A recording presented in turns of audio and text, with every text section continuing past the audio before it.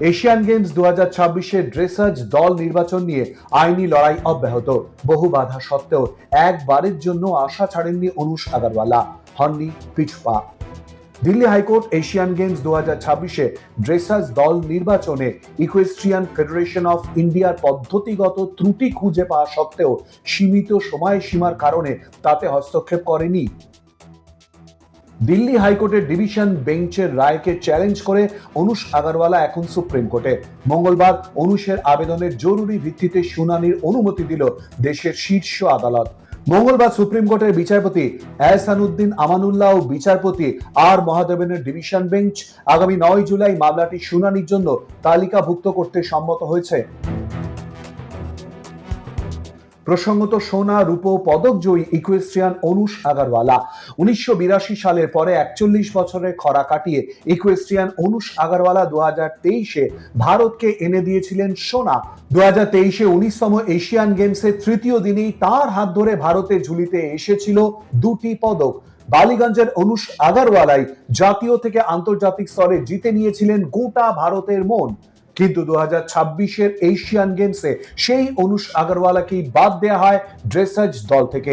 ইকুয়েস্ট্রিয়ান federation of ইন্ডিয়ার ad hoc committee তালিকা প্রকাশ করে জানিয়েছিল, মূল 4 জন রাইডারের পেছনে অনুষ আগারওয়ালাকে প্রথম রিজার্ভ এবং সুদীপ্তি হাজেলাকে দ্বিতীয় রিজার্ভ রাইডার হিসেবে রাখা হয়েছে।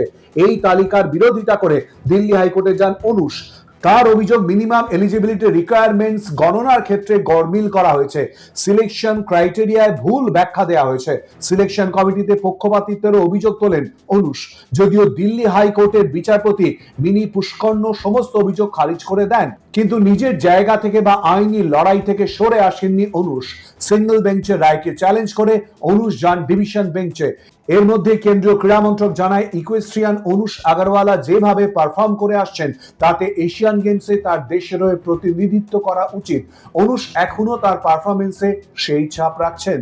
এদিকে এশিয়ান গেমসে 2026-এর ড্রেসাজ দল নির্বাচনে ইকুয়েস্ট্রিয়ান ফেডারেশন অফ ইন্ডিয়ার পদ্ধতিগত ত্রুটি খুঁজে পাওয়া সত্ত্বেও সীমিত সময়সীমার কারণে তাতে হস্তক্ষেপ করেনি দিল্লি হাইকোর্টের ডিভিশন বেঞ্চ।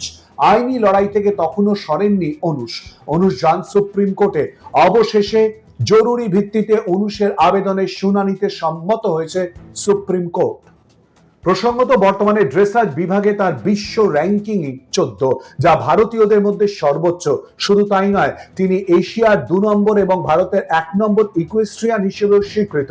2022 সালে তিনি বিশ্ব ইকুয়েস্ট্রিয়ান চ্যাম্পিয়নশিপে অংশ নেওয়া প্রথম ভারতীয় হন। ভারতীয় ইকুয়েস্ট্রিয়ান জগতে যা হয়ে ওঠে এক ঐতিহাসিক মুহূর্ত।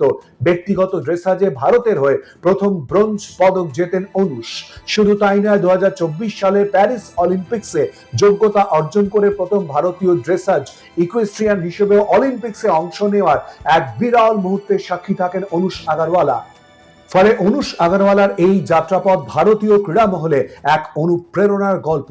ক্রীড়া জগৎ চাইছে 2026-এর এশিয়ান গেমসে থাকুক অনুষ, দেখাক ঝলক, ফের ভারতের মন জয় করুন। যদিও তা এখন পুরোপুরি নির্ভর করছে দেশের শীর্ষ আদালতের উপরেই।